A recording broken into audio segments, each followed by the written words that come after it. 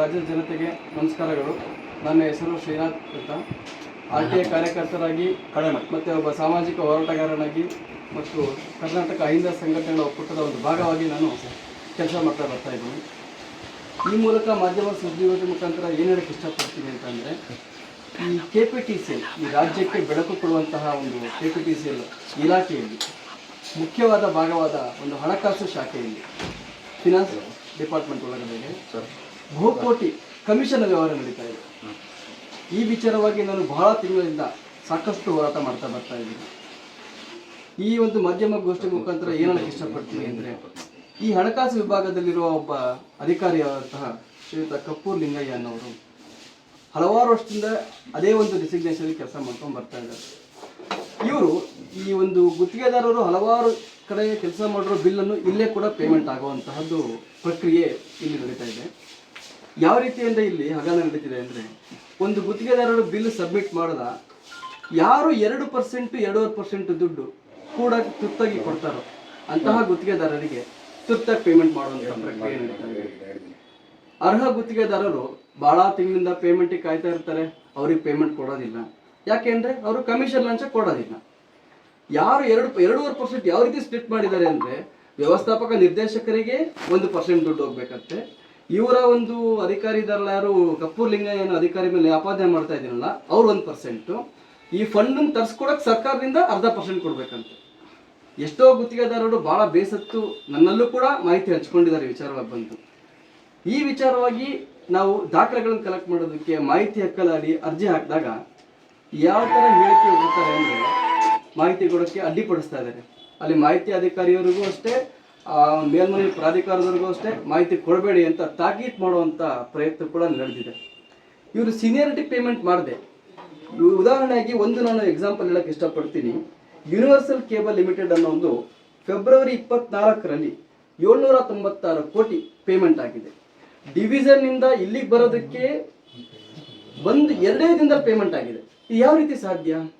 ಯಾಕೆಂದರೆ ಒಂದು ಬಿಲ್ ಬಂತು ಅಂದರೆ ಅದನ್ನು ಅಕೌಂಟ್ ಸೆಕ್ಷನ್ಗೆ ಹೋಗಬೇಕು, ಅಕೌಂಟ್ ಸೆಕ್ಷನಲ್ಲಿ ಅದು ಸ್ಕ್ರೂಟಿನಿ ಆಗಬೇಕು, ಅದು ಫಸ್ಟ್ ಪ್ರತಿಯೊಂದು GST ಇನ್ಕಮ್ ಟ್ಯಾಕ್ಸ್ ಡಿಡಕ್ಷನ್ ಆಗಬೇಕು, ಐಟಮ್ ವೈಸ್ ಚೆಕ್ ಮಾಡಬೇಕು. ಈತ 2.5% ದುಡ್ಡು ಕೊಟ್ಟಿದ್ದಾರೆ ಅನ್ನೋದಕ್ಕೆ ನನ್ನ ಹತ್ರ ದಾಖಲೆಗಳು ಕಲೆಕ್ಟ್ ಮಾಡ್ತಾ ಇದ್ದೀನಿ. ಇವ್ನು ಕೊಟ್ಟಿದ ತಕ್ಷಣ ಇಲ್ಲಿ ಪೇಮೆಂಟ್ ಯಾವ ರೀತಿ ಆಯಿತು? ಕೇವಲ 1 ದಿನದಿಂದ ಚೆಕ್ ಪೇಮೆಂಟ್ ಆಗಿದೆ 796 ಕೋಟಿ. ಇಲ್ಲಿ KRC ಇಂದ ಸರಿಯಾಗಿ ಅನುಮೋದನೆ ತಗೊಳ್ಳೋದಿಲ್ಲ, ಅನಾವಶ್ಯಕ ಟೆಂಡರ್ ಕಾಮಗಾರಿ ಕರೀತಾರೆ. ಹಲವಾರು ವರ್ಷದಿಂದ ಕರೆದ ಟೆಂಡರ್ ಕಾಮಗಾರಿಗಳು ಇವತ್ತಿಗೂ ಕೂಡ ಕಂಪ್ಲೀಟ್ ಆಗಿಲ್ಲ. ಈ ದುರಂತ ಏನು ಅಂತ ಅಂದರೆ, ಈ KTTP ಆ್ಯಕ್ಟನ್ನು ವೈಲೇಷನ್ಸ್ ಮಾಡ್ತಿರೋದನ್ನು ಎಷ್ಟು ದೊಡ್ಡ ಮಟ್ಟದ ಹಗರಣ ನಡೀತಿದೆ ಅಂದರೆ, ಒಂದು ಬೋರ್ಡ್ ಮೀಟಿಂಗ್ ಮಾಡ್ತಾರೆ ಇಲ್ಲಿ. ಆ ಮೀಟಿಂಗಲ್ಲಿ ಒಂದು 4-5 ಜನ ಕಾಂಟ್ರಾಕ್ಟು ಕರ್ಸ್ಕೊಂತಾರೆ. ನಿನಗೆ ಎಷ್ಟು % ಅಪ್ಪ, ನಿನಗೆ ವರ್ಕ್ ಫಿಕ್ಸ್ ಮಾಡ್ಕೊಡ್ತೀವಿ, 5% ಕೊಡು, 10% ಕೊಡು, ನಿಂದು ಎಲಿಜಿಬಲ್ ಏನಿದೆ, ಟೆಂಡರ್ QR ಅಂತ ಕೇಳ್ತಾರೆ. ಈ KTTP ಆ್ಯಕ್ಟಲ್ಲಿ ಒಂದು ಟರ್ಮ್ಸ್ ಆ್ಯಂಡ್ ಕಂಡೀಷನ್ ಇರುತ್ತೆ. ಒಬ್ಬ ಗುತ್ತಿಗೆದಾರ ಇಷ್ಟೇ ಕಾಮಗಾರಿ ಮಾಡಿರಬೇಕು, ಇಷ್ಟೇ ರೀತಿಯ ಒಂದು ಟರ್ನ್ ಓವರ್ ಇರಬೇಕು, ಇಷ್ಟೇ ಒಂದು ಮ್ಯಾಟ್ ಕ್ಯಾಲ್ಕುಲೇಷನ್ ಬರಬೇಕು ಅಂತ ಇರುತ್ತೆ. ಅವನಿಗೆ ತಕ್ಕದಂಗೆ QR ಚೇಂಜ್ ಮಾಡೋದು. ಇದಕ್ಕೆ ಈ ವಿಚಾರವಾಗಿ ನಾನು ಸನ್ಮಾನ್ಯ ಮುಖ್ಯಮಂತ್ರಿ ಅವರಾದ ಸಿದ್ದರಾಮಯ್ಯವರಿಗೂ ಕೂಡ ಮತ್ತು ಇಂಧನ ಸಚಿವರಿಗೂ ಕೂಡ ರಾಜ್ಯಪಾಲರಿಗೂ ಕೂಡ ಹಲವಾರು ಪತ್ರಗಳನ್ನು ಬರೆದಿದ್ದೀನಿ. ಯಾರು ಕೂಡ ಇದ್ರ ಬಗ್ಗೆ ಸೂಕ್ಷ್ಮವಾಗಿ ಪರಿಗಣಿಸಿ ತನಿಖೆ ಒಳಪಡಿಸ್ತಾ ಇಲ್ಲ. ತನಿಖೆ ಒಳಪಡಿಸಿ ಏನಾಯ್ತು ಅಂತ ಕೇಳಿದ್ರು ಕೂಡ ಮಾಹಿತಿ ಹಕ್ಕಲ್ಲಿ ನಿಮ್ಮಲ್ಲಿ ಪೂರಕ ದಾಖಲೆ ಇಲ್ಲ ಅಂತೇಳಿ ನನ್ನ ದೂರನ್ನು ಕಸದ ಬುಟ್ಟಿಗೆ ಎಸೆತಾ ಇದ್ದಾರೆ. ಇಷ್ಟು ಕೋಟಿ ಕಮಿಷನ್ ಅವ್ಯವಹಾರ ನಡೀತಿರೋದನ್ನು ಸರ್ಕಾರ ಯಾಕೆ ತಡೆ ಹಿಡಿತಾ ಇಲ್ಲ? ಸಾರ್ವಜನಿಕರ ದುಡ್ಡು, ಸರ್ಕಾರದ ದುಡ್ಡು ಈ ರೀತಿ ಕಮಿಷನ್ ರೂಪದಲ್ಲಿ, ಲಂಚದ ರೂಪದಲ್ಲಿ ತಗೊಳ್ತಾ ಇದ್ದಾರಲ್ಲ ಇಂಥ ಅಧಿಕಾರಿಗಳು, ಇವ್ರ ಮೇಲೆ ಯಾಕೆ ಶಿಸ್ತು ಕ್ರಮಕ್ಕೆ ಸರ್ಕಾರ ಕೈಗೊಳ್ತಾ ಇಲ್ಲ ಅನ್ನೋದು ಯಕ್ಷ ಪ್ರಶ್ನೆಯಾಗಿ ಕಾಡ್ತಾ ಇದೆ ನನಗೆ ವಿಚಾರದಲ್ಲಿ. ಎಷ್ಟೋ ಜನ ಗುತ್ತಿಗೆದಾರರುಗಳ ವಿಚಾರವಾಗಿ ಹಲವಾರು ನಕಲಿ ದಾಖಲೆಗಳು, 2,000 ಕೋಟಿಗೆ 2,200 ಕೋಟಿ ಗಟ್ಟಲೆ ಯಾವಾಗ ಕೊಡೋದು, ಹೆಚ್ಚುವರಿ ದರ ಟೆಂಡರ್ ಕೊಡೋದೆ, ಆ ಡಾಕ್ಯುಮೆಂಟ್ ವೆರಿಫಿಕೇಶನ್ ಕೂಡ ಪಾರದರ್ಶಕವಾಗಿ ಮಾಡ್ತಾ ಇಲ್ಲ ಅವರು. ಇವನ್ ಟ್ರಾನ್ಸ್ಪರೆನ್ಸಿ ಆ್ಯಕ್ಟ್ ಏನು ಹೇಳುತ್ತೆ, ಅದ್ರ ಪ್ರಕಾರ ಒಂದು ಡಾಕ್ಯುಮೆಂಟ್ ಟೆಂಡರ್ಗೆ ಹಾಕಿದರೆ ಅದನ್ನು ವೆರಿಫಿಕೇಶನ್ ಮಾಡೋದಿಲ್ಲ. ಎಷ್ಟೋ ಕಾಮಗಾರಿ ಸ್ಥಗಿತಗೊಂಡಿದ್ದಾವೆ ಇನ್ನೂ ಕೂಡ ಅಲ್ಲಿ. ಯಾಕೆ ಅಂದರೆ ಆ ಗುತ್ತಿಗೆದಾರ ಇವ್ರಿಗೆ ಕಮಿಷನ್ ಕೊಡ್ತಾ ಇಲ್ಲ. ಆ ಕಮಿಷನ್ ಕೊಟ್ಟವ್ರಿಗೆ ಮಾತ್ರ ಅಪ್ರೂವಲ್ ಆಗ್ತಾ ಇದ್ದಾವೆ. ಈ ವಿಚಾರವಾಗೂ ಕೂಡ ನಾನು ಲೆಟರ್ ಕೊಟ್ಟೆ. ಇಂತಿಂಥ ಜನಕ್ಕೆ ಪ್ರೀ ಬುಕ್ ಕಮಿಟ್ಮೆಂಟ್ ಟೆಂಡರ್ ಆಗ್ತಾ ಇದ್ದಾವೆ, ಸುಮಾರು ಕೋಟಿಗಟ್ಟಲೆ ವರ್ಕ್ಗಳನ್ನು, ಅದನ್ನು ದಯವಿಟ್ಟು ತಡೀರಿ ಅಂತಂದರೆ ಮತ್ತು ಕೂಡ ಅದನ್ನು ಅದೇ ರೀತಿ ಮಾಡಿ ನಾನು ಯಾವ ಗುತ್ತಿಗೆದಾರರಿಗೆ ಮೆನ್ಷನ್ ಮಾಡಿದ್ದೀನಿ ಅದೇ ಗುತ್ತಿಗೆದಾರರಿಗೆ ಹೆಚ್ಚುವರಿ ದರಕ್ಕೆ, ಕೋಟಿಗಟ್ಟಲೆ ಹೆಚ್ಚುವರಿ ದರಕ್ಕೆ ಟೆಂಡರನ್ನು ಕೊಟ್ಟಿರುವಂಥ ಪ್ರಕ್ರಿಯೆ ಕೂಡ KPTCL ನಡೀತಾ ಇದೆ. ಇದ್ರ ಬಗ್ಗೆ ನಾನು ನಮ್ಮ ಸರ್ಕಾರಕ್ಕೆ ಏನು ಹೇಳ್ತೀನಿ ಅಂದರೆ, ಇದನ್ನು ಪೂರ್ತಿ ಪ್ರಮಾಣದಲ್ಲಿ ಇಲಾಖಾ ತನಿಖೆ ಆಗಲೇಬೇಕು. ಇದನ್ನು ಸರ್ಕಾರದ ದುಡ್ಡು, ಸಾರ್ವಜನಿಕರ ದುಡ್ಡು ಯಾವುದೇ ಕಾರಣಕ್ಕೂ ಪೋಲಾಗಬಾರ್ದು. ಇಂಥ ಅಧಿಕಾರಿಗಳು ಕಮಿಷನ್ ಅವ್ಯವಹಾರ ಮಾಡಿಕೊಂಡು ಅಕ್ರಮವಾಗಿ ಬೇನಾಮಿ ಆಸ್ತಿಗಳನ್ನು ಕೂಡ ಮಾಡ್ಕೊಂಡಿದ್ದಾರೆ. ಇದ್ರ ಬಗ್ಗೆ ನಾನು ಲೋಕಾಯುಕ್ತರಿಗೂ ಸಹ ದೂರನ್ನು ಸಲ್ಲಿಸಿದ್ದೇನೆ. ಆಗಲೇ ನಾನು ಈ KTTP ಆ್ಯಕ್ಟ್ ವೈಲೇಷನ್ಸ್ ಮಾಡ್ತಾ ಇಲ್ಲ, ಸರಿಯಾಗಿ ಅದನ್ನು ಪಾಲನೆ ಮಾಡ್ತಾ ಇಲ್ಲ. ಅವರು ಯಾವ ಗುತ್ತಿಗೆದಾರರ ದಾಖಲೆಗಳನ್ನು ಸಮಗ್ರ ಪರಿಶೀಲನೆ ಮಾಡ್ತಾ ಇಲ್ಲ. KRCಯಿಂದ ಕೂಡ ಅಪ್ರೂವಲ್ ಕೂಡ ಸರಿಯಾಗಿ ತಗೊಳ್ತಾ ಇಲ್ಲ. ಸರ್ಕಾರದಲ್ಲಿ ದುಡ್ಡಿಲ್ಲ ಅಂತಾರೆ, ಇವರು ಕೋಟಿ ಗಟ್ಟಲೆ ಟೆಂಡರ್ ಕರ್ಕೊಂಡು ಹೋಗ್ತಿದ್ದಾರೆ. ಯಾವ ಕಾಮಗಾರಿ ಕಂಪ್ಲೀಟ್ ಆಗಿದೆ ಅಂತ ಅವ್ರು ತೋರಿಸ್ಬಿಡ್ಲಿ, ನಾನು ಅಕ್ಸೆಪ್ಟ್ ಮಾಡ್ಕೊಳ್ತೀನಿ. ಯಾವ ಕಾಮಗಾರಿಗಳು ಪೂರ್ಣ ಆಗ್ತಾ ಇಲ್ಲ. ಆ ಒಂದು ವರ್ಕ್ ವಿಚಾರದಲ್ಲೂ ಅಷ್ಟೇ, ಭೂಮಿ ಒಳಗಡೆ ಮಾಡುವಂಥ ಕಾಮಗಾರಿಯಲ್ಲೂ ಕೂಡ ಭಾಳ ದೊಡ್ಡ ಮಟ್ಟದ ಹಗರಣ ನಡೀತಾ ಇದ್ದಾವೆ. ದಯವಿಟ್ಟು ನಾನು ಏನು ಕೇಳ್ಕೊಳ್ತೀನಿ, ಮನವಿ ಮಾಡ್ಕೊಳ್ತೀನಿ ಮಾಧ್ಯಮ ಮಿತ್ರರ ಮುಖಾಂತರ ಅಂದರೆ, ಈ ಹಣಕಾಸು ವಿಭಾಗದಲ್ಲಿ ಆಗ್ತಿರುವಂಥ ಸೀನಿಯಾರಿಟಿ ಪೇಮೆಂಟ್ ಮಾಡದೆ ಕಮಿಷನ್ ತಗೊಂಡ್ರೆ ಇಂಥ ಅಧಿಕಾರಿಗಳ ವಿರುದ್ಧ ಶಿಸ್ತು ಕ್ರಮಕ್ಕೆ ಸರ್ಕಾರಕ್ಕೆ ಹಾಗೂ ನಮ್ಮ ಮೇಲಾಧಿಕಾರಿಯವರಿಗೆ ಕೂಡಲೇ ಇದನ್ನು ತನಿಖೆ ಒಳಪಡಿಸಬೇಕು ಅಂತ ಈ ಮೂಲಕ ನಾನು ಕೇಳಿಕೊಂಡು ನನ್ನ ಸ್ನೇಹಿತರಾದಂಥ ಹರಿನಾಥ್ ಸರ್ ಮಾತಾಡ್ತಾರಂತೆ. ಈಗಾಗಲೇ ಶ್ರೀನಾಥ್ ಅವರು KPTCL ಇಲಾಖೆಯಲ್ಲಿ ಅಥವಾ KPTCL ಕಾರ್ಪೊರೇಷನಲ್ಲಿ ಯಾವ ರೀತಿಯಾದಂಥ ಒಂದು ಹಗರಣಗಳು ನಡೀತಾ ಇವೆ ಅನ್ನೋದನ್ನು ಹೇಳಿದ್ರು. ಬಹುಶಃ ನನಗೆ ಇದನ್ನು ನೋಡಿದ ಸಂದರ್ಭದಲ್ಲಿ ನೀವು ಕೂಡ ಒಂದು ಪ್ರಶ್ನೆ ಕೇಳಿದ್ರೆ ಏನಪ್ಪಂದರೆ, ಸರ್ಕಾರ ಗಮನಕ್ಕೆ ತಂದರೂ ಕೂಡ ಯಾಕೆ ಸರ್ಕಾರ ಅದನ್ನು ಬಗೆಹರಿಸ್ತಿಲ್ಲ ಅಂತೇಳಿ. ಈಗ ಶ್ರೀನಾಥ್ ಅವರು ತಮಗೆ ಈ ಎಲ್ಲ ದಾಖಲೆಗಳ ಸಮೇತ ಏನು ಯಾರ್ಯಾರಿಗೆ ಲೆಟರ್ ಕೊಟ್ಟಿದ್ದೀವಿ, ಏನು ರಾಜ್ಯಪಾಲರನ್ನು ಸೇರಿದಂತೆ, ಮುಖ್ಯಮಂತ್ರಿಗಳು ಸೇರಿದಂತೆ, ACS ಮತ್ತು ಆ ಪವರ್ ಮಿನಿಸ್ಟ್ರಿ ಎಲ್ಲರಿಗೂ ಕೂಡ ಪತ್ರಗಳು ಕೊಟ್ಟರು ಕೂಡ ದುರಂತ ಏನಪ್ಪ ಅಂದರೆ, ನಾನು ಈಗ ಇವ್ರ ಬಗ್ಗೆ ಕಂಪ್ಲೇಂಟ್ ಕೊಡ್ತೀನಿ, ಈಗ ಇವ್ರ ಮೇಲೆ ಇರ್ತಕ್ಕಂಥವ್ರು ಇವರು ಮತ್ತೆ ಏನು ಮಾಡ್ತಾರೆ ಅಂದರೆ ಮತ್ತೆ ಅವ್ರಿಗೆ ಕಳಿಸ್ಕೊಡ್ತಾರೆ, ಇದು ನೋಡಿ ಇದು ಏನು ಅಂತ. ಕಳ್ಳನಿಗೆ ನೀನು ಕಳ್ತನ ಮಾಡಿದೆಯೇ ಇಲ್ಲ ಅಂತ ನನಗೆ ಎನ್ಕ್ವೈರಿ ಮಾಡಿ ಕಳಿಸು ಅಂತ ಕಳಿಸ್ತಂಗಿದ್ದು. ಸೊ ಇದು ನೋಡಿದಾಗ ಬಹುಶಃ ನಮ್ಗನ್ನಿಸ್ತಕ್ಕಂಥದ್ದು ಸರ್ಕಾರವೂ ಕೂಡ ಇದರೊಳಗೆ ಏನಾದರೂ ಶಾಮೀಲಾಗಿದೆಯಾ ಅನ್ನುವಂಥ. ಯಾಕಂದರೆ ನೀವು ಶಾಮೀಲಾಗಿಲ್ಲದ್ರೆ ಇವ್ರನ್ನ ಯಾಕೆ ಪ್ರೊಟೆಕ್ಟ್ ಮಾಡುವಂಥ ಕೆಲಸ ಮಾಡ್ತೀರಿ, ಅಥವಾ ನೀವು ಯಾಕೆ ಡಿಲೇ ಮಾಡುವಂಥ ಕೆಲಸ ಮಾಡ್ತೀರಿ. ಮತ್ತು ಯಾಕೆ ಇವತ್ತು KPTCL ಬಗ್ಗೆ ನಾವು ಮಾತಾಡ್ತಾ ಇದ್ದೀವಿ ಅಂದರೆ, KPTCL ಇವತ್ತು ಇಡೀ ಕರ್ನಾಟಕಕ್ಕೆ ಬೆಳಕನ್ನು ಕೊಡ್ತಕ್ಕಂಥ ಒಂದು ಡಿಪಾರ್ಟ್ಮೆಂಟ್. ಇವತ್ತು ಇವ್ರು ಇಲ್ಲಿ ಇದು 1 ಕೋಟಿ 2 ಕೋಟಿ ಹಗರಣ ಅಲ್ಲ, ಸಾವಿರಾರು ಕೋಟಿಗಳ ಹಗರಣ ಇದು, ಸಾವಿರಾರು ಕೋಟಿಗಳು. ಯಾಕಂದ್ರೆ ನೀವು ಪ್ರತಿ ಹಗರಣದಲ್ಲೂ ಕೂಡ ನೀವು ನೋಡಿದಾಗ, ಉದಾಹರಣೆಗೆ 1,000 ಕೋಟಿ ಪ್ರಾಜೆಕ್ಟ್ ಆಯಿತು ಅಂತ ಹೇಳಿದ್ರೆ ನಿಮಗೆ ಅಲ್ಲಿ 5% ಕಮಿಷನ್ ಅಂದರೆ ಎಷ್ಟಾಯಿತು. ಮತ್ತೆ ಈಗಾಗಲೇ ಅಲ್ಲಿ ಬಜೆಟ್ ಎಷ್ಟು ಮೀಸಲಿಟ್ಟಿರ್ತಾರೆ ಅದನ್ನು ಮೀರಿ 5%ಗಿಂತ ಸ್ವಲ್ಪ ಹೆಚ್ಚು ಕಡಿಮೆ ಮಾಡ್ಬೋದು ಅಂತ ಅವರ ಆಕ್ಟ್ ಹೇಳಿದ್ರು ಕೂಡ ಇವರು 15% 20% ಅಂದ್ರೆ ದುಡ್ಡಿನ ಆಸೆಗೆ ಅಥವಾ ಹೆಚ್ಚು ಲಂಚ ಸಿಗುತ್ತೆ ಅನ್ನೋ ಕಾರಣಕ್ಕೆ, ಕಮಿಷನ್ ಸಿಗುತ್ತೆ ಅನ್ನೋ ಕಾರಣಕ್ಕೆ ಹೆಚ್ಚು ದುಡ್ಡುಗಳನ್ನ ಜಾಸ್ತಿ ಮಾಡಿ ಅದನ್ನ ಟೆಂಡರ್ನ ಕರೆಯುವಂಥದ್ದು. ಸೊ ಇದೆಲ್ಲ ಮಾಡೋ ಮುಖಾಂತರ ಇವರು ಲಂಚೋಡಿ ಇದೆಲ್ಲ ಮಾಡಿದಾಗ ಏನಾಗುತ್ತೆ ಅಂದ್ರೆ, ಬಹುಶಃ ಒಂದು ಟೈಮ್ ನಂತರ ಇವರು ಮಾಡುವಂಥ ಅಕ್ರಮಗಳು ಸಹಜವಾಗಿ ಕಾರ್ಪೊರೇಷನ್ ಲಾಸಲ್ಲಿ. ಯಾಕೆ ಲಾಸಲ್ಲಿ ಆಗುತ್ತೆ ಅಂದ್ರೆ, ನೋಡಿ ಎಂಥ ಕಾಂಟ್ರಾಕ್ಟರ್ಗಳಿಗೆ ಇವರು ಕಾಂಟ್ರಾಕ್ಟ್ ಕೊಡ್ತಾ ಇದ್ದಾರೆ. ಒಂದು ಬಹಳ ಮುಖ್ಯವಾಗಿ ಬಹುತೇಕರು ಕರ್ನಾಟಕದವ್ರು ಅಲ್ಲದೇ ಇರ್ತಕ್ಕಂಥವ್ರು, ಆಂಧ್ರ, ತಮಿಳುನಾಡು ಮತ್ತು ಉತ್ತರ ಭಾರತದಲ್ಲಿ. ಯಾಕಂದ್ರೆ ಅವರು ಹೆಚ್ಚು ಕಮಿಷನ್ ಕೊಡ್ತಾರೆ. ಮತ್ತೆ ಬಹಳ ಮುಖ್ಯವಾಗಿ ಫೇಕ್ ಡಾಕ್ಯುಮೆಂಟ್ಸ್ ಅನ್ನ ಕೊಡುವಂಥದ್ದು. ಏನು ಉದಾಹರಣೆಗೆ ಅವರ ಬ್ಯಾಂಕ್ ಸ್ಟೇಟ್ಮೆಂಟ್ಸ್ ಇರ್ಬೋದು, ಅಂದ್ರೆ ಅವರು ಎಷ್ಟು ವ್ಯವಹಾರಗಳು ನಡೀತದೆ ಅನ್ನುವಂಥದ್ದು, ಮತ್ತು ಅವರ ಎಕ್ಸ್ಪೀರಿಯನ್ಸ್ ಸರ್ಟಿಫಿಕೇಟ್ಸ್ ಇರ್ಬೋದು, ಎಲ್ಲ ಇನ್ಕ್ಲೂಡಿಂಗ್ GST, ಇನ್ಕಮ್ ಟ್ಯಾಕ್ಸ್, ಅದನ್ನು ಕೂಡ ಫೇಕ್ ಮಾಡಿ ಕೊಡ್ತಕ್ಕಂಥದ್ದು. ಮತ್ತೆ ನಾವು ಕೂಡ ಲಾಸ್ಟ್ ಟೈಮು ಅಲ್ಲಿರ್ತಕ್ಕಂಥ ಸಂಬಂಧಪಟ್ಟ ಅಧಿಕಾರಿಗಳನ್ನ ಕೇಳಿದಾಗ ಅವ್ರು ನೇರವಾಗಿ ಹೇಳಿದ್ರು, ಇಲ್ಲ ನಾವು ಸ್ಕ್ರೂಟಿನಿ ಮಾಡೋದಿಲ್ಲ, ಅವ್ರು ಏನು ಡಾಕ್ಯುಮೆಂಟ್ಸ್ ಕೊಡ್ತಾರೆ ಅದನ್ನ ನಾವು ಸ್ಕ್ರೂಟಿನಿ ಮಾಡೋದಿಲ್ಲ. ಯಾವಾಗ ಸ್ಕ್ರೂಟಿನಿ ಮಾಡ್ತೀವಿ ಅಂದ್ರೆ ಯಾರಾದ್ರೂ ಕಂಪ್ಲೇಂಟ್ ಕೊಟ್ಟಾಗ ಸ್ಕ್ರೂಟಿನಿ ಮಾಡ್ತೀವಿ ಅಂತ. ಅಂದ್ರೆ ಇವರು ಕಂಪ್ಲೇಂಟ್ ಬಂದಾಗ ಮಾತ್ರ ಡಾಕ್ಯುಮೆಂಟ್ಸ್ ನೋಡ್ತಾರೆ ಅಂತ, ಸರಿನೋ ತಪ್ಪು ಅಂತ, ಇಲ್ಲಾಂದ್ರೆ ನೋಡೋವಂತೆ. ಹಾಗಾಗಿ ಏನಾಗಿದೆ, most of them ineligible candidates, ineligible ಏಜೆಂಟ್ಗಳು ಅಲ್ಲಿ ಕಾಂಟ್ರಾಕ್ಟ್ ಟೆಂಡರ್ಗಳನ್ನು ತಗೊಳ್ಳುವಂಥದ್ದು. ಮತ್ತೆ ಇನ್ನೊಂದು ಉದಾಹರಣೆಗೆ, ಯಾರೋ ಒಬ್ಬರು ಇವ್ರಿಗೆ ಟೆಂಡರ್ ಕೊಟ್ಟಿದ್ದಾರೆ, 1-2 ಟೆಂಡರ್ ಮಾಡ್ತಾ ಇದ್ದಾರೆ ಅವರು. ಆ 2 ಟೆಂಡರ್ ನೆಟ್ಟಿಗೆ ಮುಗಿಸಿಲ್ಲ ಇನ್ನ ಇವರು ಉದಾಹರಣೆಗೆ 1 ವರ್ಷ ಟೈಮ್ ಕೊಟ್ಟಿರ್ತಾರೆ, 2 ವರ್ಷ ಆಗಿದೆ, 3 ವರ್ಷ ಆಗಿದೆ, ಟೆಂಡರೇ ಮುಗಿಸಿಲ್ಲ. ಇವ್ರನ್ನ ಬ್ಲಾಕ್ ಲಿಸ್ಟ್ ಮಾಡಬೇಕು ಅಥವಾ ಮತ್ತೆ ಇವ್ರಿಗೆ ಟೆಂಡರ್ ಕೊಡಬೇಕು. ಇಲ್ಲೇನಾಗುತ್ತೆ, ಇವ್ರಿಗೆ ಟೆಂಡರ್ ಕೊಡೋದು, ಅದು ಏನಂದ್ರೆ ದೊಡ್ಡದು.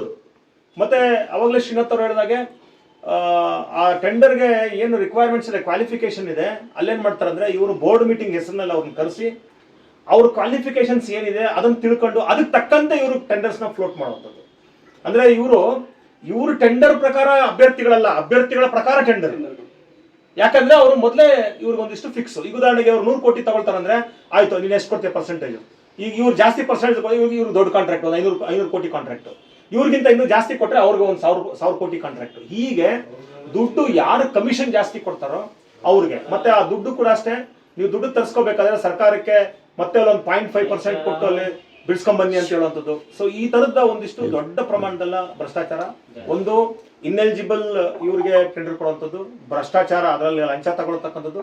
ಮತ್ತೆ ಕೇಳಿದಾಗ ಬಹಳ ಮುಖ್ಯವಾಗಿ, ಈಗ ನಾವು ನಿಮ್ಮ ಡಿಪಾರ್ಟ್ಮೆಂಟ್ಗೆ ಏನೋ ಇನ್ಫಾರ್ಮೇಶನ್ ಕೇಳ್ತೀವಿ, ನೀವು ಸಾಕ್ಷ್ಯಗಳು ಏನು ಮಾಡಿಲ್ಲ ಅಂದ್ರೆ you have to give the information. ಅದರ ಇನ್ಫಾರ್ಮೇಶನ್ ಅನ್ನ ಮುಚ್ಚುಮರೆ ಮಾಡುವಂಥದ್ದು, ಮತ್ತೆ ನಾವು ಅಪೀಲ್ ಹೋದಾಗ ಅಲ್ಲೂ ಕೂಡ ಕೊಡದೇ ಇರೋಂಗೆ ನೋಡ್ಕೊಳ್ಳುವಂಥದ್ದು. ಸೊ ಹೀಗೆ ನಮಗೆ ಸರಿಯಾದ ನೋಡಿ, ಈಗ ಶ್ರೀನಾಥ್ ಅವರು ಒಂದು ಅಪ್ಲಿಕೇಶನ್ RTI ಹಾಕಿದಾಗ ನೀವು ಸೂಕ್ತ ದಾಖಲೆಗಳು ಕೊಡಬೇಕಾಗಿರೋದು ಯಾರು? ನಿಮ್ಮ ಮೇಲೆ ನಾವು ಆರೋಪ ಮಾಡಿದ್ವಿ, ನೀವು ಕೊಡಬೇಕು. ನಾನು ಟೆಂಡರ್ ಅನ್ನ ಕರೆಯುವಂತ ವ್ಯಕ್ತಿನೂ ಅಲ್ಲ, ನಾನು ಟೆಂಡರ್ ಕೊಡೋ ವ್ಯಕ್ತಿನೂ ಅಲ್ಲ, ನಾನು ಟೆಂಡರ್ನ ಡಾಕ್ಯುಮೆಂಟ್ಸ್ ನ ವೆರಿಫೈ ಮಾಡೋ ವ್ಯಕ್ತಿನೂ ಅಲ್ಲ. So documents has to be provided who is called for the tender. So ಅವರು ನಾವು ಪ್ರಶ್ನೆ ಮಾಡೋರ್ನ, ಸಾಮಾಜಿಕ ಹೋರಾಟಗಾರನ, RTI ಹೋರಾಟಗಾರನ, ಇವ್ರನ್ನ ನೀವು ನಮ್ಗೆ ಡಾಕ್ಯುಮೆಂಟ್ಸ್ ಕೊಡ್ರಿ ಅಂದ್ರೆ ಇದೊಂಥರ ಹಾಸ್ಯಾಸ್ಪದ ಅಲ್ವಾ ಇದು?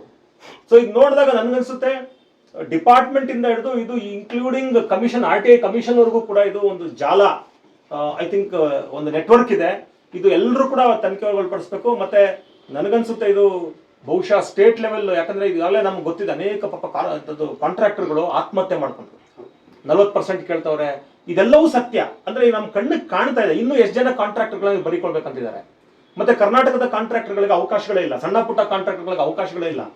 ಸೊ ಹಾಗಾಗಿ ನಮ್ಗನ್ಸ್ತಕ್ಕಂಥದ್ದು ಇದು, ನನಗನ್ಸುತ್ತೆ CBI ಎನ್ಕ್ವೈರಿ ಕೊಟ್ರೆ ಬಹುಶಃ ಇದು ಹೊರಗೆ ಬರ್ತದೆ. ಯಾಕಂದ್ರೆ ರಾಜ್ಯಕ್ಕೆ ಕೊಟ್ಟಾಗ ಅಫ್ಕೋರ್ಸ್ ನಮ್ಗೆ ಗೊತ್ತಿದೆ ರಾಜ್ಯದ ವ್ಯವಸ್ಥೆ, ರಾಜ್ಯ ಇರುವ ಸರ್ಕಾರದ ಪರ ನಿಂತ್ಕೊತಾರೆ ಹೊರತು. ಹಾಗಾಗಿ ನಾವು CBI ಎನ್ಕ್ವೈರಿ ಮಾಡಿ ಇಲ್ಲಿ ಯಾರು ತಪ್ಪಿತಸ್ಥರಿದ್ದಾರೆ, ಮತ್ತೆ ಬೇಕಾದ್ರೆ ನೀವೀಗ ಯಾವ್ಯಾವ ಅಧಿಕಾರಿಗಳಿದ್ದಾರೆ ಅವರ ಆಸ್ತಿಗಳನ್ನ ನೀವು ಎನ್ಕ್ವೈರಿ ಮಾಡ್ರಿ, ತಗೊಳ್ರಿ. ಅವ್ರು ಏನೇನು ಆಸ್ತಿಗಳು ಮಾಡಿದ್ದಾರೆ, ಬೇನಾಮಿ ಆಸ್ತಿಗಳೇನಿದೆ. ಮತ್ತೆ ಇವತ್ತು ಕಾಂಟ್ರಾಕ್ಟ್ಗಳು ನೋಡ್ಬೋದು ನೀವು, ಅಲ್ಲಿ ಇವ್ರು ಕೊಡುವಂತ ಕಾಂಟ್ರಾಕ್ಟ್ಗಳು ಇಲ್ಲಿ ಬರ್ಬೇಕಾದ್ರೆ ಒಂದು ಸಣ್ಣ ಸ್ಕೂಟರ್ ಅಲ್ಲೋ, ಒಂದು ಸಣ್ಣ ಯಾವುದೋ ಒಂದು ಮಾರುತಿಯಲ್ಲಿ ಬರ್ತಾರೆ. ಇವತ್ತು ಒಬ್ಬೊಬ್ರು 2 ಕೋಟಿ 3 ಕೋಟಿ 5 ಕೋಟಿ ವರ್ತ್ ಕಾರ್ಗಳನ್ನ ಓಡಿಸ್ತಾರೆ. ಅಂದ್ರೆ ಎಷ್ಟು ದೊಡ್ಡ ಪ್ರಮಾಣದಲ್ಲಿ ಇವ್ರಿಗೆ ಕಾಂಟ್ರಾಕ್ಟರ್ಗಳು ಮತ್ತು ಆಫೀಸರ್ಸ್ ನೆಕ್ಸಸ್ ಇದೆ ಅನ್ನೋದು ನಾವು ನೋಡ್ಬೇಕಾಗ್ತದೆ. ಹಾಗಾಗಿ ನಾವು ಇದ್ರ ಮುಖಾಂತರ ಸರ್ಕಾರಕ್ಕೆ ಒತ್ತಾಯ ಮಾಡ್ತಾ ಇದೀವಿ, ಈ ಒಂದು ಭ್ರಷ್ಟಾಚಾರ ಏನಿದೆ ಇದನ್ನ ತನಿಖೆಗೊಳಪಡಿಸಬೇಕು. ಯಾರ್ಯಾರು ಭ್ರಷ್ಟರಿದ್ದಾರೆ ಅವ್ರನ್ನ ಕೆಲಸದಿಂದ ವಜಾ ಮಾಡಬೇಕು, ಅವ್ರ ಮೇಲೆ ಕ್ರಿಮಿನಲ್ ಕೇಸ್ ದಾಖಲು ಮಾಡಬೇಕು. ಯಾಕಂದ್ರೆ ಇವ್ರು ಮಾಡೋದೇನಾಗುತ್ತೆ ಅಂದ್ರೆ ನಾಳೆ ಇವ್ರು ಮಾಡೋ ಭ್ರಷ್ಟಾಚಾರದಿಂದ ಲಾಸ್ ಅಂತೇಳಿ ಆ ಹೊರೆಯನ್ನ ನಮ್ಮ ಮೇಲೆ ಕರೆಂಟ್ ಬಿಲ್ ರೂಪದಲ್ಲಿ ನಮ್ಮ ಮೇಲೆ ಹಾಕ್ತಾರೆ, ಅಲ್ಟಿಮೇಟ್ಲಿ ಇವ್ರು ಕಾರ್ಗಳು ತಗೊಳಕ್ಕೆ, ಇವ್ರು ಬಂಗ್ಲೆಗಳು ಕಟ್ಕೊಳ್ಳಕ್ಕೆ, ಇವ್ರು ಶೋಕಿಗಳು ಮಾಡ್ಲಿಕ್ಕೆ, ಇವ್ರು ದುಡ್ಡುಗಳು ಮಾಡ್ಲಿಕ್ಕೆ ನಾವು ಸಾಮಾನ್ಯರು ಇವ್ರಿಗೆ ತೆರಿಗೆ ಕಟ್ಟಬೇಕು. ನಾವು ಸಾಮಾನ್ಯರು ನಾವು ತಿಂಗಳಿಗೆ 1,000 ರೂಪಾಯಿ ಬರ್ತಾ ಇದ್ದು ಬಿಲ್ ಈಗ 2,500-3,000 ಬಿಲ್ ಆಗಿದೆ ಇವತ್ತು. ಅಂದ್ರೆ ನಾವು ಪ್ರತಿಯೊಬ್ಬರು ಇವ್ರ ಭ್ರಷ್ಟಾಚಾರಕ್ಕೆ ನಾವು ದುಡ್ಡು ಕಟ್ಟಬೇಕಾ? ಸೊ ಹಾಗಾಗಿ ನಾವು ಯಾಕೆ ಇದರಲ್ಲಿ ಇನ್ವಾಲ್ವ್ ಆಗ್ತಾ ಇದ್ದೀವಿ ಅಂದ್ರೆ it is directly involve with the public. ಹಾಗಾಗಿ ನಾವು ಇದರಲ್ಲಿ ನಾವು ಒತ್ತಾಯ ಮಾಡ್ತಾ ಇದ್ದೀವಿ. ಮತ್ತೆ ಆಫೀಸರ್ಗಳಿಗೂ ಮಾತಾಡಿಸಿದಾಗ ಬಹಳ ಉಡಾಫೆಯಾಗಿ ಮಾತಾಡ್ತಕ್ಕಂಥದ್ದು, ಏನು ಇಲ್ಲ ಎಲ್ಲ ಕರೆಕ್ಟ್ ಆಗಿದೆ, ಡಾಕ್ಯುಮೆಂಟ್ಸ್ ಕೊಡಿ ಅಂದ್ರೆ ನಿಮ್ಗೆ ಯಾಕೆ ಕೊಡಬೇಕು ಅಂತ ಹೇಳುವಂಥದ್ದು, ಈ ತರದೆಲ್ಲ ನಡೀತಾ ಇದೆ. ಹಾಗಾಗಿ ನಾವು ಮುಂದಿನ ದಿನಗಳಲ್ಲಿ ದೊಡ್ಡ ಪ್ರಮಾಣದ ಹೋರಾಟವನ್ನ ಮಾಡಬೇಕಾಗ್ತದೆ, ಸರ್ಕಾರ ಸರಿಯಾದ ಕ್ರಮ ತಗೊಳ್ಳಿಲ್ಲ ಅಂದ್ರೆ. ಹಾಗಾಗಿ ನಾವು ಈ ಒಂದು ಪ್ರೆಸ್ ಮೀಟ್ ಕರೀಲಿಕ್ಕೆ ಕಾರಣ ನೋಡಿ, ನಾವು ಯಾರ್ಯಾರು ತಲುಪಿಸ್ಬೇಕು ಎಲ್ರಿಗೂ ತಲುಪಿಸಿದೀವಿ, ಇನ್ನೂ ನ್ಯಾಯ ಸಿಕ್ಕಿಲ್ಲ. ಸೊ ನಾವು ಬಹುಶಃ ಮುಂದೆ ನಾವು ಪ್ರೆಸಿಡೆಂಟ್ಗೆ, ಪ್ರೈಮ್ ಮಿನಿಸ್ಟರ್ಗೂ ಕೂಡ ಪತ್ರ ಬರೀಬೇಕಾಗ್ತದೆ. ಸೊ ಅದರ ನಂತರ ರಾಜ್ಯದ ಮಾನವನ್ನ ನೀವೇ ರಾಜ ಹಾಕುವಂತ ಪ್ರಕ್ರಿಯೆ ನಡೀತಿದೆ. ಹಾಗಾಗಿ ಅದನ್ನ ರಾಜ್ಯದ ಮಾನವನ್ನ ಉಳಿಸ್ಬೇಕಾದ್ರೆ ಇಂತಹ ಕಿಡಿಗೇಡಿಗಳನ್ನ, ಇಂಥ ಭ್ರಷ್ಟಾಚಾರಿಗಳನ್ನ ಆಕ್ಷನ್ ತಗೊಳ್ಳಿ ಅಂತ ನಾವು ಎಲ್ರಿಗೂ ನಮಸ್ಕಾರ. ನಾನು ಭಾಸ್ಕರ್ ಪ್ರಸಾದ್ ಅಂತ, ಅಹಿಂದ ಸಂಘಟನೆಗಳ ಒಕ್ಕೂಟದ ನಾನು ಕೂಡ ಒಬ್ಬ ರಾಜ್ಯ ಸಂಚಾಲಕ. ಈಗ ಮೊನ್ನೆ ನಮ್ಮ ಕರ್ನಾಟಕ ರಾಜ್ಯದ ಕಾಂಗ್ರೆಸ್ ನೇತೃತ್ವದ ಸರ್ಕಾರದ ಮುಖ್ಯಮಂತ್ರಿ ಸಿದ್ದರಾಮಯ್ಯ ಸ್ಟೇಟ್ಮೆಂಟ್ ಕೊಟ್ಟರು, ಬಿಜೆಪಿ ಸರ್ಕಾರದ 22 ಇಲಾಖೆಗಳ ಹಗರಣಗಳನ್ನ ನಾವು ತನಿಖೆಗೊಳಪಡಿಸ್ತಾ ಇದ್ದೀವಿ ಅಂತ.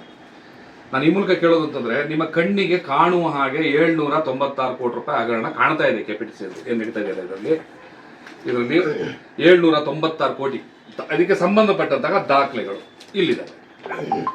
ಸೊ ಮಾಧ್ಯಮಗಳ ಮೂಲಕ ನಿಮ್ಮ ಗಮನಕ್ಕೆ ಬರ್ತದೆ. ಯಾಕಂದ್ರೆ ಸರ್ಕಾರಕ್ಕೆ ವರದಿಗಳನ್ನ ಕೊಡೋದಕ್ಕೆ ಆಂತರಿಕ ಭದ್ರತಾ ಇಲಾಖೆ ಇರ್ತದೆ, ಸುದ್ದಿ ಸೇವೆನು ನಿಮ್ಮ ನ್ಯೂಸ್ಗಳನ್ನ ಕೊಡೋದಕ್ಕೆ ನಿಮ್ಮ ಪೊಲೀಸ್ ಇಲಾಖೆ ಇದೆ, SB ರಿಪೋರ್ಟ್ ಎಲ್ಲವೂ ಇದೆ. ಇದೆಲ್ಲದ ಮೂಲಕ ನಿಮ್ಮ ಸರ್ಕಾರದ ಸೆಕ್ರೆಟರಿಗಳಿಗೆ, ಸಂಬಂಧಪಟ್ಟಂತ ಇಲಾಖೆಗಳಿಗೆ ತಲುಪುತ್ತೆ. ನೀವು ತುಂಬಾ ಪ್ರಾಮಾಣಿಕವಾಗಿ ಅಂತ ಹೇಳ್ಕೊಳ್ಳುವಂತಹ ಕಾಂಗ್ರೆಸ್ ಸರ್ಕಾರದ ಮುಖ್ಯಮಂತ್ರಿ ಕೇಳುವಂಥದ್ದು ಬಿಜೆಪಿ ಸರ್ಕಾರದ ಹಗರಣ ಅಲ್ವಾ? ಇದು ಕೂಡ ಒಂದಷ್ಟು ಕೆಳಗಡೆಯಿಂದನೂ ಹಾಕೊಂಡು ಬಂದಿರೋದು, ಬಿಜೆಪಿ ಸರ್ಕಾರ ಇದ್ದಾಗಲಿಂದನೂ ಆಗಿರೋದು ಹಗರಣಗಳು ಇದರಲ್ಲಿ ಸೇರ್ಕೊಳ್ತದೆ. ನೀವು ಯಾಕೆ ಬಿಜೆಪಿ ವಿರುದ್ಧದ ಸರ್ಕಾರದಲ್ಲಿ ನಡೆದಿರುವಂಥ ಈ ಹಗರಣಗಳನ್ನ ಕೈಗೆತ್ಕೊಳ್ಳೋದಕ್ಕೆ ನೀವು ಯಾಕೆ ಹೆದರ್ಕತ್ತೀರಾ? ನಿಮ್ಗೇನು ಭಯಾನ? ನಿಮ್ಗೆ ಯಾರ್ದಾರು ಹೊಡಿತಾರೆ ಏನೋ ಭಯಾನ ಮುಖ್ಯಮಂತ್ರಿಗೆ? ಇಲ್ವಲ್ಲ, ಆ ಥರ ಆಗೋದಿಲ್ಲಲ್ಲ. ಸುಮ್ಮನೆ ತನ್ನ ಮೇಲಿನ ಆರೋಪವನ್ನ ತಪ್ಪಿಸ್ಕೊಳ್ಳೋದಕ್ಕೆ ಹೇಗೆ ತಾವೆಲ್ಲ ಡಬಲ್ ಗೇಮ್ ಮಾಡ್ತೀರಿ ಮುಖ್ಯಮಂತ್ರಿಗಳೇ? ನಾವು ಡಿಮ್ಯಾಂಡ್ ಮಾಡ್ತಾ ಇದ್ದೀವಿ, ನೀವು ಇದನ್ನ ತನಿಖೆಗೆ ಒಳಪಡಿಸಿ. ನಾವು CBI ಡಿಮ್ಯಾಂಡ್ ಮಾಡ್ತೀವಿ, ಅಟ್ಲೀಸ್ಟ್ ನಿಮಗೆ ಈ ರಾಜ್ಯ ಸರ್ಕಾರದ ಪೊಲೀಸ್ನವ್ರ ಮೇಲೆ ಆದ್ರೂ ನಿಮಗೆ ನಂಬಿಕೆ ಇರ್ತದಲ್ವಾ, ನೀವು ಆ ಪೊಲೀಸ್ನವ್ರ ಮೂಲಕ ಒಂದು ತನಿಖೆ ಒಳಪಡಿಸಿ ಅಂತಂದ್ರೆ ರಾಜ್ಯಪಾಲರಿಂದ ಹೋಗಿದೆ ಲೆಟ್ರು, ಸಂಬಂಧಪಟ್ಟಂತ ಮಿನಿಸ್ಟ್ರಿಗೆ ನಾವು ಕೊಟ್ಟಿದ್ದೀವಿ. ಒಂದಲ್ಲ ಎರಡಲ್ಲ, ಬರೀ KPTCL ಮಾತ್ರ ಹಗರಣ ಅಲ್ಲ, ಎಲ್ಲ ಇಲಾಖೆಗಳು ನಿಮ್ಗೆ ಗೊತ್ತು, ಮಾಧ್ಯಮಕ್ಕೆ ನಾನು ಹೇಳ್ಬೇಕಾಗಿಲ್ಲ. ಮೂಡಾದಲ್ಲಿ 5,000 ಕೋಟಿ ಹಗರಣ, ಆಮೇಲೆ ST ನಿಗಮದಲ್ಲಿ SCPTSP ಹಗರಣದ ನಿಗಮ ಅದೆಲ್ಲ ಹಗರಣ, ಮತ್ತೆ ವಾಲ್ಮೀಕಿ ಅಭಿವೃದ್ಧಿ ನಿಗಮದ್ದು ಅದು ಹಗರಣ, KDB ಸಾವಿರಾರು ಕೋಟಿ ರೂಪಾಯಿಗಳ ಹಗರಣ, ಅದರೆಲ್ಲ ದಾಖಲೆಗಳು ಇಟ್ಟು ಮಾತಾಡ್ತು ಅಂತಂದ್ರೆ ತುಂಬಾ ದೊಡ್ಡದಾಗುತ್ತೆ. ಮತ್ತೆ BDAದಲ್ಲಂತೂ ಅದು ಹಗರಣಗಳ ಕೊಂಪೆ ಆಗಿ ದೊಡ್ಡ ದೊಡ್ಡ ಹಗರಣಗಳಿಗೆ ಸೇರ್ಕೊಂಡಿದ್ದಾರೆ. ಎಲ್ಲ ದಾಖಲೆಗಳು ಸರಿಮತವಾಗಿ ಇದುವರೆಗೂ ಸಾಕಷ್ಟು ಕಂಪ್ಲೇಂಟ್ಗಳನ್ನ ಮಾಡಿದ್ರು ಕೂಡ ನೀವು ಇಲಾಖೆ ಅಧಿಕಾರಿಗಳು ಒಂದು ಕ್ರಮನೂ ತಗೊಳ್ಳಲ್ಲ ಅಂತಂದ್ರೆ ನೀವು ಸರ್ಕಾರ ನಡೆಸಕ್ಕೆ ಲಾಯಕಿಲ್ಲ. ಸುಮ್ಮನೆ ನೀವು ಸರ್ಕಾರದ ಸಾಮಾನ್ಯ ಜನರ ಹಣವನ್ನು ಹಿಂಗೆ ಪೋಲ್ ಮಾಡಿ ನಿಮ್ಮ ಬೊಜ್ಜು ಬೆಳೆಸ್ಕೊಂಡು ಓಡಾಡೋದ್ ಬದಲು ನೀವೆಲ್ಲ ರಾಜೀನಾಮೆ ಕೊಟ್ಟು ಮನೆಗೆ ಹೋಗೋದು ಒಳ್ಳೇದು ಅನ್ನೋದು ನನ್ನ ಒಂದು ಅಭಿಪ್ರಾಯ. ಸೊ ಕೊನೆಯದಾಗಿ ನಾವು ಹೇಳೋದೇನು ಅಂತಂದ್ರೆ, ಈಗ ಶ್ರೀನಾಥ್ ಅವ್ರು ಒಬ್ಬರೇ ಇದ್ದಾರೆ, ಹಾಗಾಗಿ ಅವ್ರಿಗೆ ನಾವು ಮಾಹಿತಿ ಕೊಡಲ್ಲ ಅಂತ ಅವ್ರು ಭಾವಿಸಿರ್ಬೋದು. ಶ್ರೀನಾಥ್ ಒಬ್ಬರು ಅಲ್ಲ, ನಮ್ಮ ಏನು ಒಂದು ಸಂಘಟನೆಗಳಿದ್ದಾವೆ ಅವರೆಲ್ಲರೂ ಕೂಡ ಅವ್ರ ಹೋರಾಟಕ್ಕೆ ನಾವು ಬೆನ್ನೆಲುಬಾಗಿ ನಿಂತಿದ್ದೀವಿ. ಇವಾಗ ನ್ಯಾಯ ಎಲ್ಲಿವರೆಗೂ ಕೂಡ ಸಿಗೋದಿಲ್ಲೋ ಅಲ್ಲಿವರೆಗೂ ಇದು ಹೋರಾಟ ಮಾಡ್ತೀವಿ. ಮುಂದಿನ ದಿವಸದಲ್ಲಿ ಈಗ ಪತ್ರಿಕಾಗೋಷ್ಠಿ ಮೂಲಕ ನಾವೇನು ವಿಚಾರಗಳನ್ನ ಮುಂದೆ ಹೇಳ್ತಾ ಇದ್ದೀವಿ, ಇದನ್ನ ಅವರು ತಕ್ಷಣವಾಗಿ ಕಾರ್ಯರೂಪಕ್ಕೆ ತರದೇ ಹೋದ್ರೆ ಮುಂದಿನ ದಿವಸದಲ್ಲಿ ತುಂಬ ಬಹಳ ದೊಡ್ಡ ಮಟ್ಟದ ಹೋರಾಟವನ್ನ, ಮತ್ತೆ ಇದರಲ್ಲಿ ಸರ್ಕಾರದ ಈಗ ಕಾಂಗ್ರೆಸ್ ಸರ್ಕಾರದ ಬೇರೆ ಬೇರೆ ಇಲಾಖೆಯ ಅಧಿಕಾರಿಗಳು ಮತ್ತೆ ಮಿನಿಸ್ಟ್ರುಗಳು, ನಾನು ನೇರವಾಗಿ ಆರೋಪ ಮಾಡಕ್ ಬರ್ತೀನಿ, ಬಹುಶಃ ಇದು ಜಾರ್ಜ್ ಅವರು ಕೂಡ ಈ ಹಗರಣದಲ್ಲಿ ಇನ್ವಾಲ್ವ್ ಆಗಿದ್ದಾರೇನೋ ಅಂತ. ಯಾಕಂದ್ರೆ ಒಬ್ಬ ಮಿನಿಸ್ಟ್ರು 796 ಕೋಟಿ ಬರೀ ಅಧಿಕಾರಿಗಳು ಮಾಡೋಕ್ಕಾಗಲ್ಲ, ಮಿನಿಸ್ಟ್ರು ಕೂಡ ಇನ್ವಾಲ್ವ್ ಆಗಿರ್ಬೋದು ಅಂತ. ಸೊ ಅವರನ್ನು ಸೇರಿಸಿ ಇದನ್ನ ತನಿಖೆ ಮಾಡಬೇಕು ಅನ್ನೋ ಒತ್ತಾಯವನ್ನು ನಾನು ಮಾಡ್ತೀನಿ.